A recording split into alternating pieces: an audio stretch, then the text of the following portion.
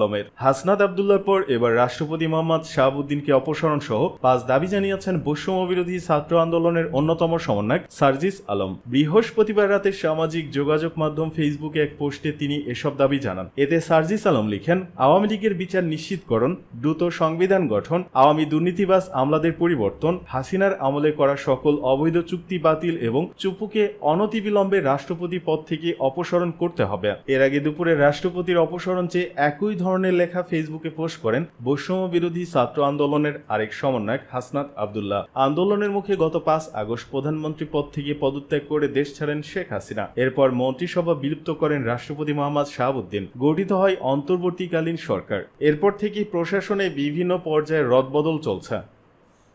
এদিকে আওয়ামী লীগের সাথে ছিলেন, এখন আওয়ামী লীগ বিরোধীদের সাথেও আছেন। বৈষম্য বিরোধী ছাত্র আন্দোলন চলাকালে ছাত্রদের কর্মকাণ্ড নিয়ে সমালোচনা করেছিলেন বাংলাদেশ সরকারি কর্মচারী কল্যাণ ফেডারেশনের নেতারা। রাজনৈতিক পট পরিবর্তনের পর আওয়ামী বিরোধী নেতাদের সঙ্গে নিয়ে সমাবেশের আয়োজন করছেন এখন সেসব নেতারাই। সরকারি কর্মচারী কল্যাণ ফেডারেশনের এই নেতারা আওয়ামী লীগের আমলে মন্ত্রীদের পাশে থেকে করেছেন নানা উপকর্ম। কর্মচারী হয়েও এদের কেউ কেউ বনে গেছেন কোটিপতি। অবৈধ নিয়োগ বাণিজ্য ও বদলির হুমকি দিয়ে চাঁদা আদায়ের অভিযোগও আছে তাদের বিরুদ্ধে। তবে ছাত্র জনতার অভ্যুত্থানের মুখে আওয়ামী লীগের পতনের পর সেই খোলস বদলেছেন তারা।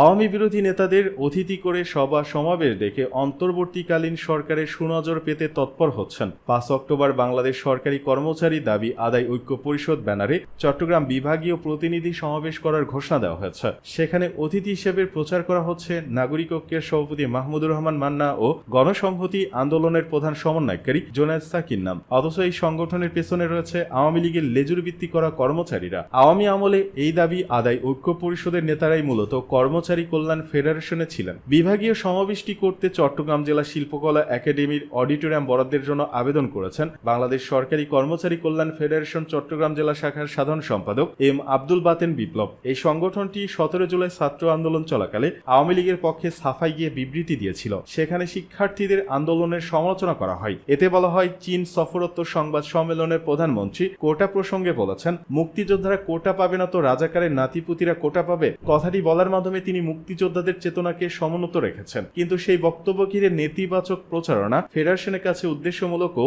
দুর্বিসন্ধিমূলক বলে মনে হয়েছে। দেশের প্রগতিশীল ও গণতান্ত্রিক সকল আন্দোলনে প্রাচ্যের অক্সফোর্ড খ্যাত ঢাকা বিশ্ববিদ্যালয়ের ভূমিকা অবিস্মরণীয়।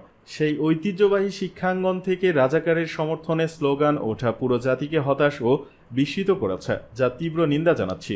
কর্মচারীরা বলছেন, আওয়ামী লীগের আমলে বাংলাদেশ সরকারি কর্মচারী কল্যাণ ফেডারেশনের নাম দিয়ে অনৈতিক সুবিধা নিয়েছেন মোহাম্মদ ওয়ারলেস আলী। তিনি সমাজসেবা অধিদপ্তরের সমাজসেবা অফিসার ও বাংলাদেশ সরকারি কর্মচারী কল্যাণ ফেডারেশনের সভাপতি।